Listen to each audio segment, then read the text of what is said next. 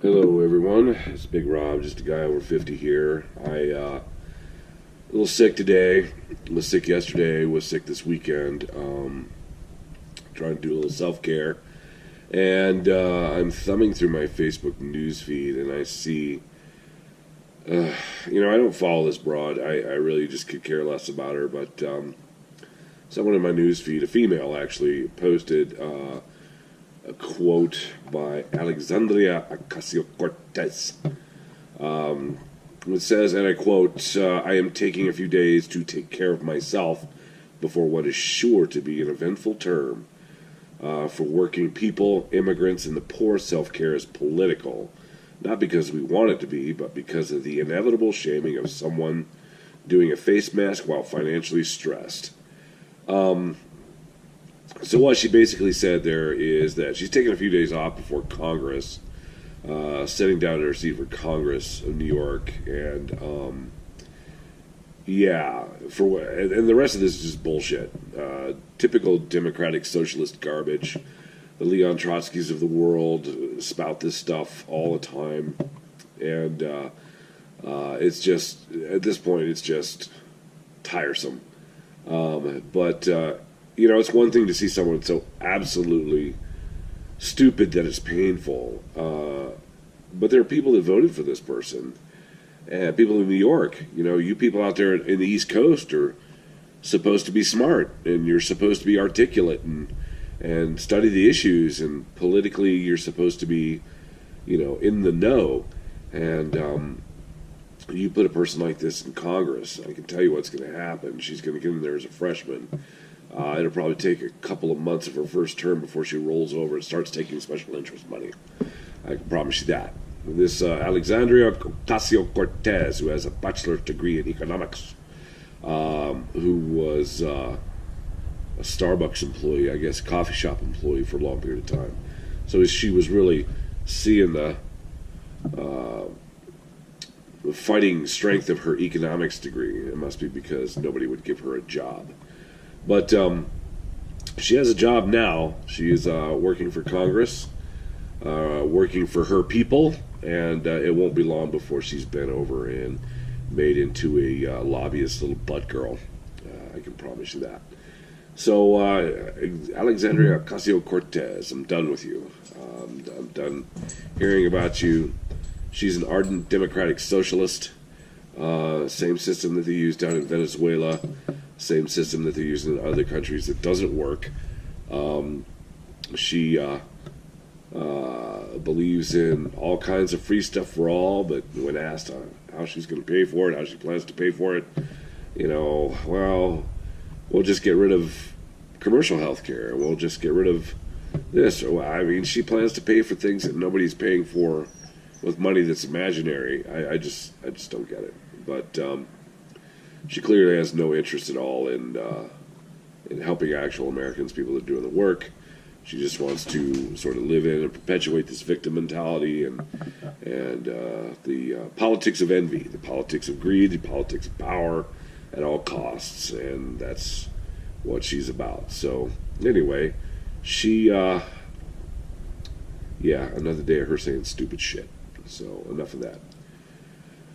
Oh, another thing in news, Chelsea Clinton says Satanism is a religion that deserves respect. Man, I don't even know how to address that. She's from Arkansas, and I think in Arkansas they still have Jesus and still have the Bible and still have big churches and all that kind of stuff. They still evangelize down there. It's the South. It's the dirty South, but we love Arkansas. Arkansas is full of great people. And wonderful food and cheap property and good houses. They're well built and folks that know a thing or two about hard work, but not these Clintons. Nope. These Clintons, they're something else, man. So listening this morning to Dan Bongino talk a little bit about the Clinton Foundation. He's got a lot to say about that. And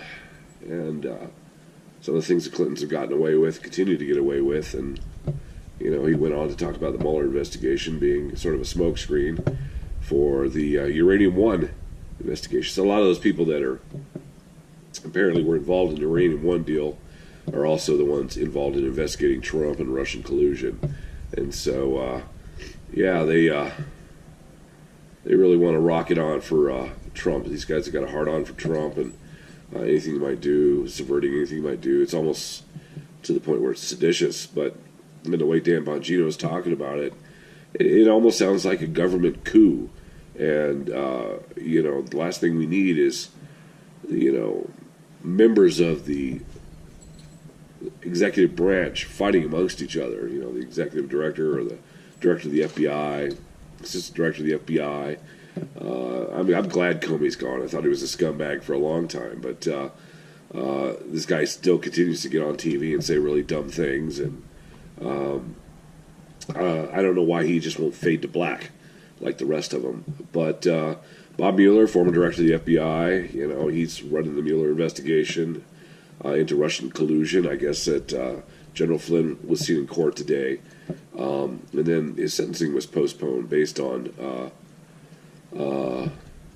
some things that have been going on, some sketchy things. I think that Michael Flynn was probably caught in the FBI liar's trap. Yeah, you go in, you cooperate, you give testimony, and then 3 months later they confront you with one sentence in an email that might contradict your testimony, an email that you might have sent 8 or 10 years ago.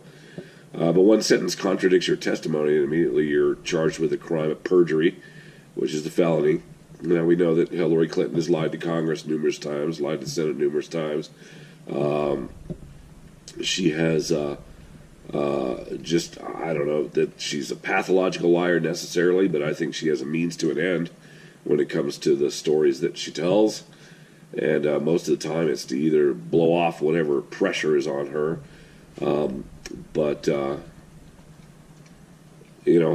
Hillary is a skilled sophist and liar, and has gotten away with some of the things that she's done for decades.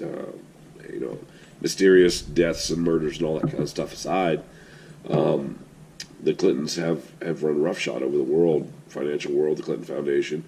I hear people talk about the good things that they've done, but the good things that they've done don't add up to the billions and billions of dollars that they've taken in. When people start to take an accounting of that breadth, that amount of money, and think about the things that you can do with it. I think about places like Haiti, where they went down there and pulled at the heartstrings of all these different people, collected millions of dollars to help Haiti, and then Haiti never saw any of that money and never saw the rebuild or anything after the hurricane. So, moving on from the Clintons, the French are really pissed off right now. Turns out this Macron guy decided to tax fuel in such a way, they already pay way too much for gasoline.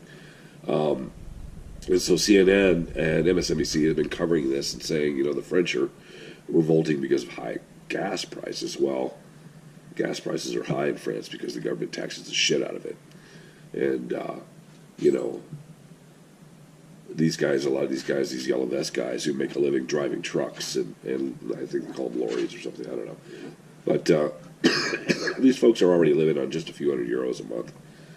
And it's ridiculous what they're expected to tolerate. And then the government continues to raise their taxes.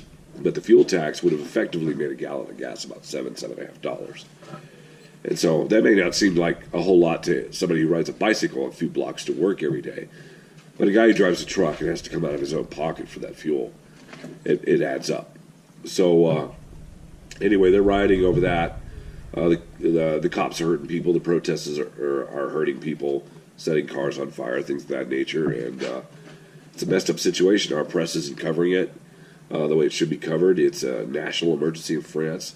This Macron guy is probably going to get have to resign or get ousted as French prime minister or president, whatever they call him. But this is a guy who probably shouldn't show his face. He was backed up by Barack Obama during his election, and for his socialist views, obviously. But this guy's just another tool of the New World Order, and he doesn't take the rights of individuals very seriously. I don't know that the French have a constitution. If they do have a constitution, that's awesome, good for them. But it looks like their government's wiping their ass with it. So, that being said, oh gosh, You know, looks like the Democrats are raising the prospect for impeachment, jail for Trump on what charges? I don't know. You know, you listen to people like Maxine Waters belly aching about this or that. This is a woman who hasn't lived in her own district in decades. Her husband's a banker. She, if you want to say colluded, she colluded with other members of Congress to set up legislation that would be beneficial for her husband's bank in getting a bailout. Made millions of dollars off of that. So Maxine Waters, who has done nothing but be in Congress as a representative, is wealthy beyond means. She doesn't live in her district. She would never live in her district because her constituents would probably want to stop by and have a conversation with her. And, well, she can't be seen to be, hobnobbing or listening to her constituency. So, time you see Maxine Waters open her mouth, that look that she has on her face, I don't know how to describe it. Most of the time she looks like 10 miles of bad road. But anyway, yeah, we can look forward to her screaming for impeachment of Trump, blah, blah, blah, Trump this, Trump that. I just really get tired of it. Yeah, that's it, folks. I mean, I'm sick today. I don't really have a lot to say, but I'm kind of over it. And I think I'll just go out in the sun and hang out. Enjoy myself. A little self-care because it's political, Anyway, I love y'all. Just a guy over 50, Big Rob. Take care of yourselves.